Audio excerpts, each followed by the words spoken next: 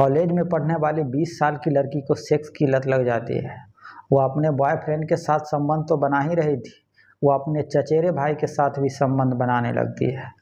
आखिरकार ये लड़की कौन थी, कहाँ की थी, जो अपने आशिक के साथ संबंध बनाने के साथ साथ वो अपने चचेरे भाई के साथ भी संबंध बना रही थी।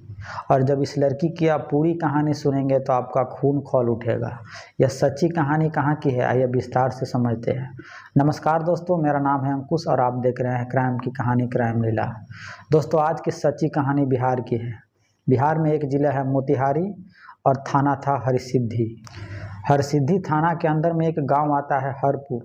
इसी हरपुर गांव की रहने वाली 20 साल की लड़की जिसका नाम पूजा, यह 12वीं क्लास में पढ़ती थी और इसका एक छोटा भाई भी था जिसका नाम क्रिस, वह 9 साल का था और कक्षा 3 में पढ़ाई करता था। यह लड़की अपने भाई से बहुत ज़्यादा प्यार करती थी। पूजा के घर में उसका भाई और उसके मम्मी पापा था। कुल मिलाकर 4 ही लोग उसके घर में थे। गांव में भी यह चर्चा था कि पूजा अपने भाई से बहुत ज़्यादा प्यार करती है। लेकिन एक दिन क्रिस स्कूल पढ़ने के लिए जाता है। स्कूल से पढ़कर घर भी आता है, खाना खाता है और खेलने के लिए चला जाता है। वह रोज़ जब स्कूल से पढ़कर आता था तब वह अपने दोस्तों के साथ खेलने के लिए चला जाता था। लेकिन उस दिन उसका भाई घर वापस नहीं आता है।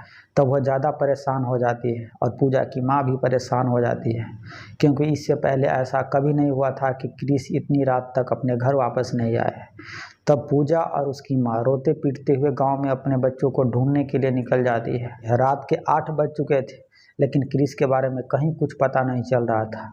गांव के भी बहुत सारे लोग इसे ढूंढने लगता है, लेकिन रात के 9 बज जाता है, क्रिस के बारे में कुछ पता नहीं चलता है। तब क्रिस के पिता थक हार कर रात में ही गांव के 2 और लोगों के साथ थाने पर जाता है और अपने बेटे की गुमशुदगी की रिपोर्ट लिखाता है। मामला 9 साल के बच्चे का था। पुलिस फौरन हरकत में आती है और रात में ही क्रिस के बारे में पता लगाने के लिए उनके गाँव पर आता है। पुलिस अपने तरीक़ा से गांव के लोगों सबसे पूछताछ करती है। तकरीबन 1.5 घंटों तक पुलिस पूछताछ करती है। क्रिस के बारे में कुछ पता नहीं चलता है। तब पुलिस थाने लौट जाती है। बच्चे की माँ और उनकी बहन लगातार रोए जा रही थी। पिता के भी आंखों में आंसू थे।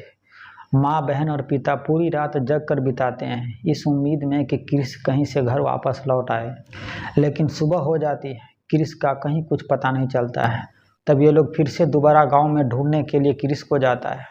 उसकी बड़ी बहन बार बार रोए जा रही थी और एक ही बात कहे जा रही थी कि कहाँ चला गया मेरा राजा भैया। जब सुबह में भी बच्चे के बारे में कुछ पता नहीं चला तब उनका पिता गांव के 10 लोगों को लेकर पुलिस स्टेशन जाता है और पुलिस पर दबाव बनाने लगता है कि कल से ही मेरा बेटा गायब है, अभी तक मिला नहीं है। आप लोग क्या कर रहे हैं? आप लोग हमारे बच्चे को ढूंढो, नहीं तो हम लोग धरना प्रदर्शन करेंगे। जब ये लोग धरना प्रदर्शन की बात करता है तब पुलिस फौरन हरकत में आती है। डॉग स्क्वाड को बुलाती है और एफएसएल की टीम को बुलाती है। पूरी टीम के साथ पुलिस गांव में पहुंच जाती है और क्रिस के बारे में पता लगाने की कोशिश करने लगता है। 3-4 घंटों का वक्त बीत चुका था। न तो पुलिस वाले को कुछ पता चल रहा था और न ही यह डॉग कुछ पता लगा पा रहा था। बहुत प्रयास करने के बाद तकरीबन 4:30 बजे के आसपास क्रिस के बारे में पता चलता है, लेकिन क्रिस जिंदा नहीं था, वह मर चुका था। उसकी लाश मक्के की खेत में पड़ी हुई थी। पेट चीर दिया था, आंतें बाहर निकली हुई थी और ऐसा लग रहा था कि अंदरूनी पार्ट कुछ काट कर ले गया हो। जैसे ही यह खबर गांव वाले को पता चलता है कि क्रिस की लाश मिली है और उसका पेट चीर दिया गया है, आंतें बाहर निकली हुई है, फौरन ही यह बात पूरे गांव में फैल जाती है कि इस गांव में भी बच्चा गैंग चोर आ चुका है। उस वक्त पूरे इलाके में यह बात फैल चुकी थी कि बच्चा गैंग घूम रहा है, बच्चे को चोरी करता है, उसे जान से मारता है, उसके पेट चीरकर हार्ट, लिवर, किडनी को चुरा कर ले जाता है। और यहाँ भी क्रिस के साथ कुछ ऐसे ही हुआ था। उसका पेट फाड़ दिया था, आंतें बाहर निकली हुई थी। यह देखकर पूरे गांव वाले समझ जाता है कि यह काम बच्चा गैंग चोर का ही है। क्रिस की लाश को इस तरह से मिलने से उसकी माँ और उसकी बड़ी बहन दहाड़े मार मार कर रो रही थी। उसकी बड़ी बहन रो रो कर पुलिस से यह कह रही थी कि अब मेरे राजा भैया के बारे में तुमने पता लगाया। अगर तुम लोगों ने रात में ही मेरे भैया के बारे में पता लगाया होता तो आज मेरा भैया जिंदा होता, उसका इस तरह से कत्ल नहीं हुआ होता। शायद पूजा अपने भाई से कुछ ज़्यादा ही प्यार कर रही थी, इसीलिए भाई को इस तरह से कत्ल हो जाने पर वह रोए जा रही थी और पुलिस को इस तरह की बात कहे जा रही थी। खैर, पुलिस को अपना काम करना था और पता लगाना था कि आखिरकार इस क्रिस को किसने कत्ल किया, क्यों किया। क्रिस की लाश को पंचनामा करने के बाद पोस्टमार्टम के लिए भेज देता है और पता करने में जुट जाती है कि क्रिस का कातिल कौन है। पुलिस एक बार फिर से क्रिस के घर वाले से पूछताछ करने का फैसला करती है। उनके माँ से पूछताछ करती है, उनके पिताजी से पूछताछ करता है। लेकिन जब उसकी बहन पूजा से पुलिस पूछताछ कर रही थी तब वह बार बार बेहोश हो जा रही थी। यह देखकर पुलिस को कुछ अटपटा सा लगने लगता है कि बार बार पूजा बेहोश क्यों हो रही है। उस वक्त पुलिस पूजा से ज़्यादा पूछताछ करना ठीक नहीं समझता है, क्योंकि उसी का छोटा भाई मरा था और उसका अभी तक पोस्टमार्टम भी नहीं हुआ था। इसीलिए पुलिस पूजा से ज़्यादा पूछताछ नहीं करती है। लेकिन पुलिस को पूजा पर शक हो गया था। जिस तरह से वह बार बार बेहोश हो रही थी, पुलिस को डाउट था कि यह कुछ न कुछ ज़रूर छुपाने की कोशिश कर रही है या कुछ न कुछ ज़रूर जानती है। अब पुलिस चुपके से इस पूजा के बारे में गांव में लोगों सबसे पता लगाने लगता है। तभी इस पूजा के बारे में पुलिस को पता चलता है कि पूजा का एक आशिक है जिसका नाम सूरज है और वह उसी गांव के रहने वाला है। वह शादीशुदा है और उसकी उम्र 36 साल की है। पुलिस चुपके से सूरज को उठाकर थाने ले आती है और उससे पूछताछ करती है। कुछ देर तक तो यह पुलिस को इधर उधर भटकाने की कोशिश करता है, लेकिन जब पुलिस उस पर 3rd डिग्री इस्तेमाल करती है तब वह अपना जुर्म कबूल करता है और कहता है कि क्रिस का कत्ल करने में वह अकेला नहीं है बल्कि 2 और लोग हैं। अब पुलिस यह जानना चाहती थी कि आखिरकार वह दोनों है कौन। तब वह बताता है कि क्रिस की बड़ी बहन पूजा और क्रिस का ही चचेरा भाई सुजीत सिंह, जो 21 साल का लड़का था, वह भी इस मर्डर में शामिल था। पुलिस उसी वक्त पूजा को भी गिरफ्तार करने का फैसला करती है, लेकिन पुलिस फिर पीछे हट जाती है क्योंकि पूजा का भाई क्रिस का अभी तक अंतिम संस्कार नहीं हुआ था। लेकिन पुलिस उसके चचेरे भाई सुजीत को गिरफ्तार कर कर थाने ले आती है। अब सुजीत और सूरज से पुलिस पूछताछ करती है। तब जो यह दोनों कहानी बताता है वह बेहद डराने वाली है। सूरज बताता है कि वह पूजा के साथ कई महीनों से रिलेशन में है और यह दोनों टाइम पास कर रहा था। पूजा को यह बात मालूम थी कि सूरज शादीशुदा है और उसे 2 बच्चे भी हैं। यह सब जानते हुए भी वह सूरज के साथ रिलेशन में थी क्योंकि वह सिर्फ टाइम पास कर रही थी। और यही बात पूजा के चचेरे भाई सुजीत को कहीं से पता चल जाता है। तब सुजीत पूजा पर नज़र रखने लगता है, उसका पीछा करने लगता है। और कुछ ही दिनों के बाद एक खेत में पूजा के साथ सूरज जब संबंध बना रहा था, उसी दौरान सूरज वहां पर आ जाता है और इन दोनों को रंगे हाथों पकड़ लेता है। सुजीत को यह पता था कि पूजा सूरज के साथ टाइम पास कर रही है और सुजीत भी अपने ही चचेरी बहन के साथ टाइम पास करना चाह रहा था। तब वह पूजा को धमकी देते हुए कहता है कि यह बात मैं तुम्हारी मम्मी पापा को बताने जा रहा हूँ। पूजा डर जाती है और सुजीत के आगे हाथ जोड़ते हुए कहती हैं कि मुझे माफ़ कर दो, मुझसे गलती हो गई है, आज के बाद मैं इसके साथ कुछ भी नहीं करूँगी।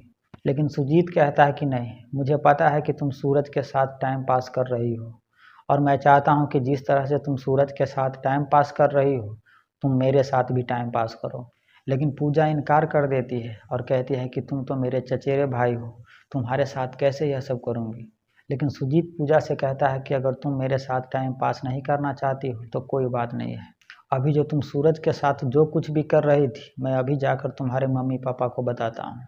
सूरज वहाँ से आने लगता है। तब पूजा सोचती हैं कि अगर यह बात वह घर पर जाकर बता देता है तब उसे बहुत बदनामी होगी। तब वो सूरज को बुलाते हुए कहती है कि ठीक है, मैं तुम्हारे साथ भी टाइम पास करूँगी। सुजीत पहली बार अपनी चचेरी बहन के साथ संबंध बनाता है। उससे थोड़ी ही पहले सूरज भी उसके साथ संबंध बनाया था। पूजा के साथ सूरज भी संबंध बनाता था और उसका चचेरा भाई सुजीत भी, और यह तीनों टाइम पास कर रहा था। 11 सितंबर 2022 को शाम के वक्त यह तीनों लोग मक्के के खेत के पास आता है। पूजा और सुजीत दोनों खेत के भीतर चला जाता है और बाहर सुजीत रखवाली करने लगता है। कुछ देर के बाद सूरज खेत से बाहर निकलता है और सुजीत खेत के अंदर चला जाता है। अब सूरज रखवाली करने लगता है और कुछ देर के बाद जब पूजा और सुजीत एक साथ खेत से बाहर निकलता है, उसी दौरान कहीं से खेलते हुए क्रिस आ जाता है। क्रिस को देखते ही पूजा खेत के भीतर भाग जाती है। सुजीत और सूरज दोनों खेत के भीतर भाग जाता है। पीछे पीछे क्रिस भी खेत के भीतर चला जाता है। पूजा अपने 9 साल के भाई से पूछता है कि तुमने हम लोगों को क्या करते हुए देखा। तब 9 साल का मासूम लड़का अपनी बहन से कहता है कि तुम सूरज भैया के साथ और सुजीत भैया के साथ आसपास खेल रही थी। क्रिस को शायद यह ज्ञान भी न हो कि उसकी बहन इन दोनों के साथ क्या कर रही थी। पूजा डर जाती है। उसे लगने लगती है कि अगर यह बात घर पर जाकर मम्मी पापा को बता देता है कि हम तीनों लोग मक्के की खेत में थे, तब घर वाले फौरन समझ जाएगा कि हम तीनों लोग क्या कर रहे थे। तब पूजा अपने प्रेमी सूरज और अपने चचेरे भाई सुजीत से कहती है कि तुम क्रिस को मार डालो तब सूरज क्रिस को ज़मीन पर पटक देता है। पूजा अपने ही हाथों से ज़ोर से अपने भाई के दोनों पैर पकड़ लेती है ताकि वह पैर छटपटा न सके। सुजीत क्रिस का मुंह बंद कर देता है और सूरज गला घोटने लगता है।